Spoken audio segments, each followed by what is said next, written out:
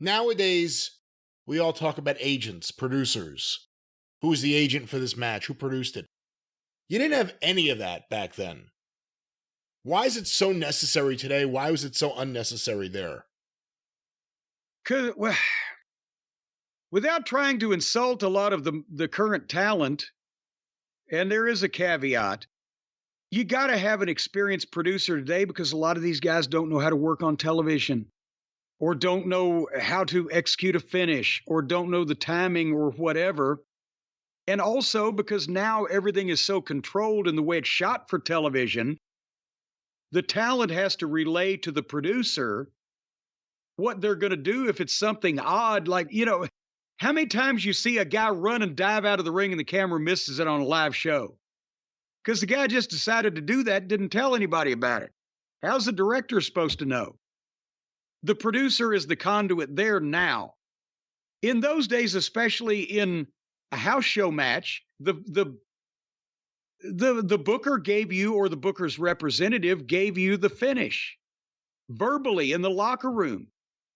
And you pretty much saw it in your head, what you needed to do, and you kind of hoped that the other guys were going to be in the same general mind frame on where they're going to be and how they're going to take something, because you might not be able to talk to your opponents until you're doing it in the ring. So that's why the matches were called in the ring, and then you did the finish you were given ahead of time.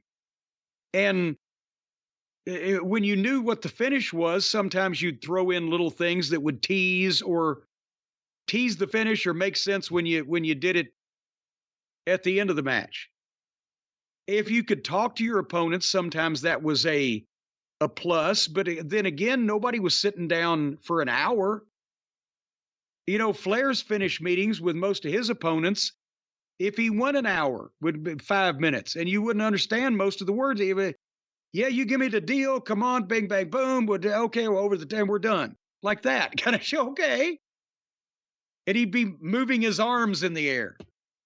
Dundee would act out finishes. He'd be pulling a guy's fucking hair, pulling him down, and pulling the gimmick out and fucking punching his own hand. He'd blow himself up acting out the finish. But like in WWF in the late 80s, early 90s, Gurria, Rene Goulet, these were the guys in the role of a Grizzly Smith there. Again, there wasn't an agent for every man. They have like a team of agents. Whenever you see people run out, it's like a whole crew. It's a roster of agents. Most territories had one guy that was the office representative. And well, most of them had two. You needed one guy out front in the box office. You needed one guy in the locker room. So the booker was in the locker room, or the booker's representative. If the booker wasn't there, he'd send the finishes with one of the referees. And then you had a guy, whether it was Jack Curtis in Mid-South in some of the towns, or whether it was Eddie Marlin in the Tennessee territory, or whether it was one of the Elliott or Carl Mernick in the Carolinas, or whoever the local promoter was there and that's a lot of what Gurria you mentioned and Rene Goulet. They wouldn't be agenting the locker room. They'd be the ones checking up at the box office, taking the report, the ticket sales, the check or the settlement, back to the office, giving the agent report on the house and did the fans like it and was the building easy to deal with.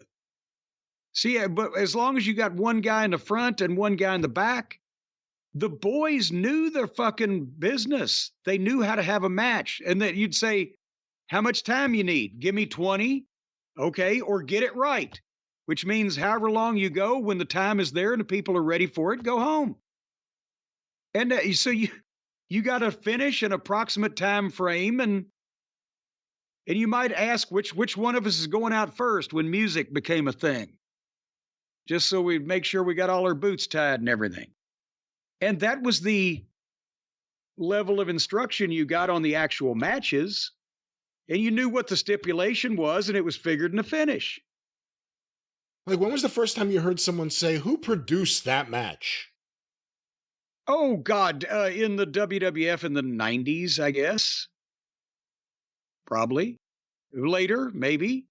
Because really, before, the producers in the 90s were like Pat Patterson and Jack Lanza, where the guys knew what they were doing anyway. It's just that Pat and Jack are the or whoever it may have been, me in some cases, were the liaison between the creative team and the talent and then back to the truck. Wasn't like we were, okay, let's start out and write this shit down. We headlock and we go through a foot. No. I mean, foot by that's foot. That's what's crazy. If one of these promotions existed today, you would need at least 5 or 6 veterans to be agents at all times. That's the model that exists today. It's insane. Yeah, no, that didn't happen. It would have been too expensive. Watts would have fired all of his wrestlers and got wrestlers that didn't need agents.